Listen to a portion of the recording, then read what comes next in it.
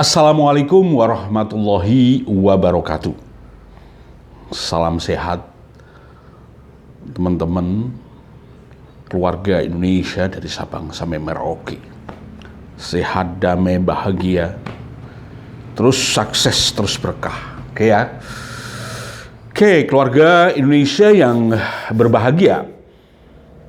Berbicara tentang neuroparenting. Wah, udah ramai sekarang neuroparenting. Alhamdulillah. Mudah-mudahan semuanya. Bahkan saya lihat di Malaysia cukup ramai. Gitu ya.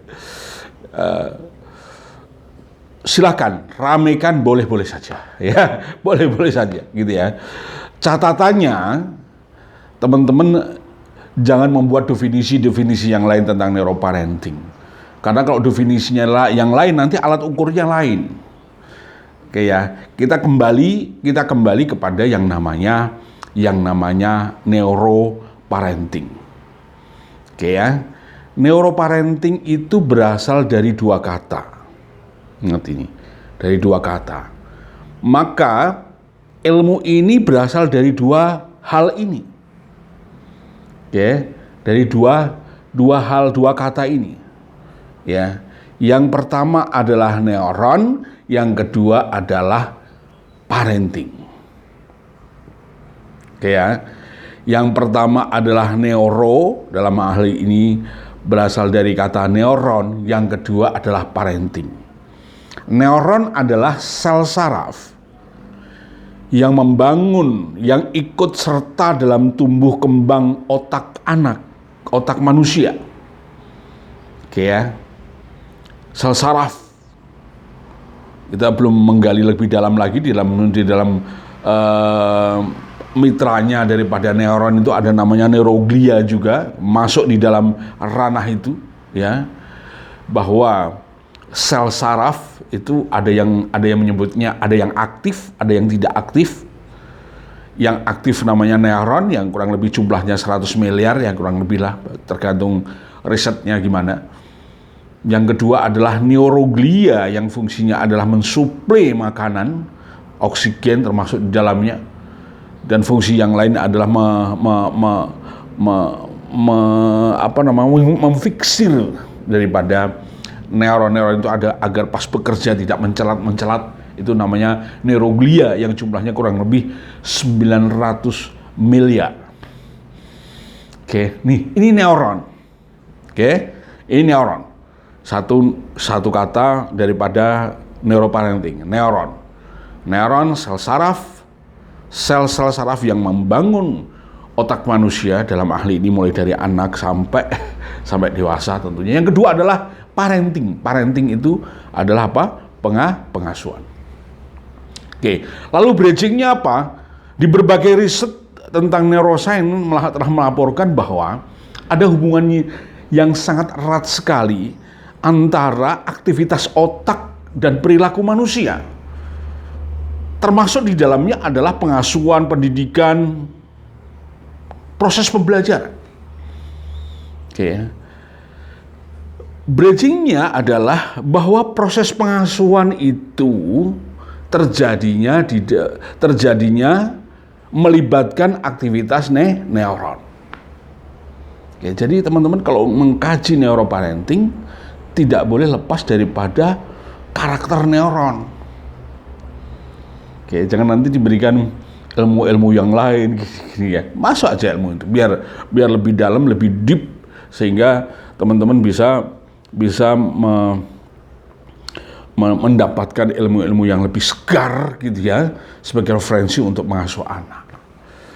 Oke ya. Oke, ada 5 faktor. Ini sumbernya adalah neuron ini.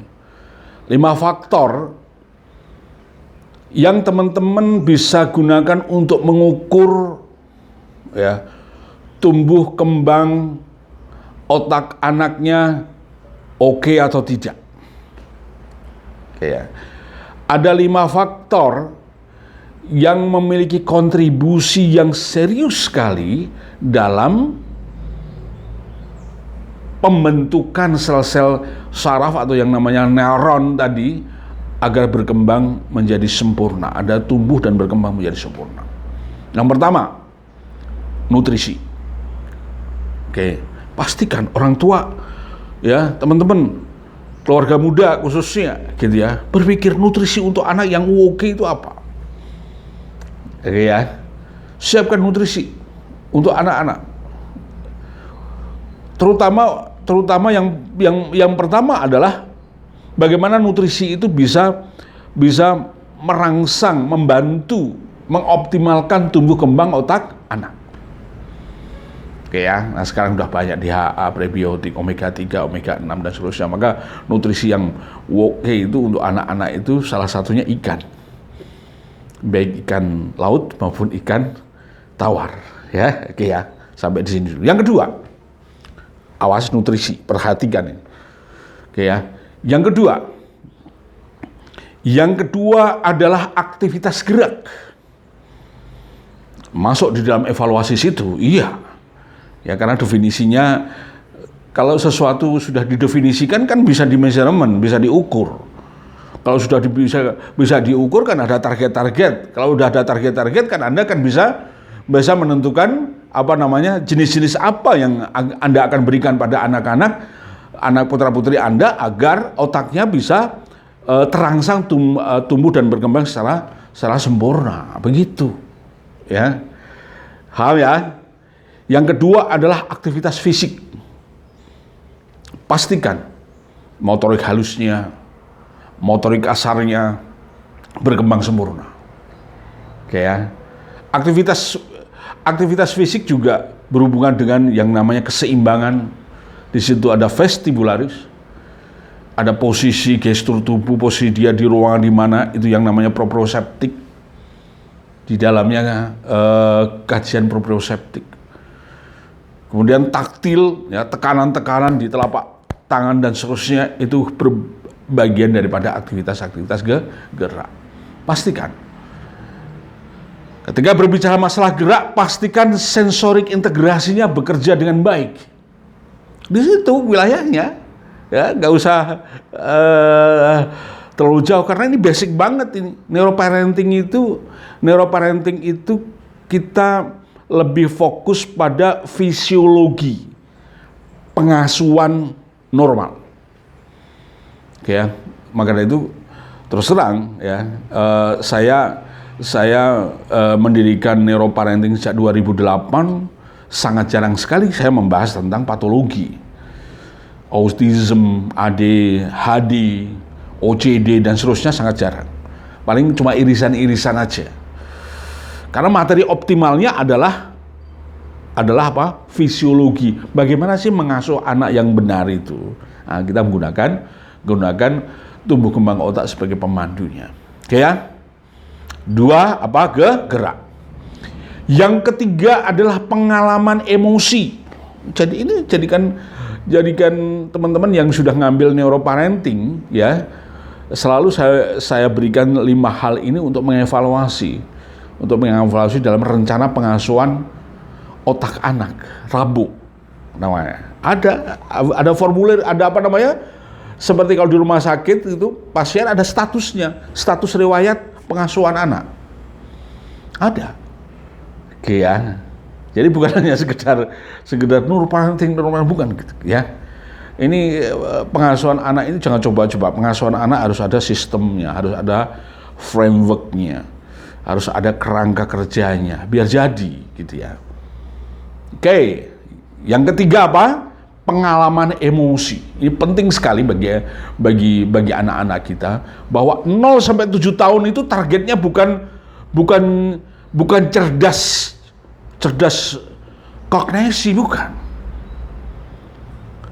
Targetnya adalah anak-anak harus bahagia. Dengan bahagia itu anak akan memiliki 2 kecerdasan. Yang satu kecerdasan emosi, yang kedua ada kecerdasan gerak. Ya, buka sharingnya Dr. Amir, ada hubungan yang sangat erat sekali bagaimana Anda mengelola emosi Anda dengan gerakan. Oke ya, nutrisi nomor 1, yang kedua adalah gerak, yang ketiga adalah pengalaman emosi. Yang keempat, setelah geraknya sudah disiapkan, emosinya sudah disiapkan, saatnya merangsang rangsangan yang namanya rangsangan rasional. Apa? Rangsangan apa? Rangsangan rasional. Oke, rangsangan rasional.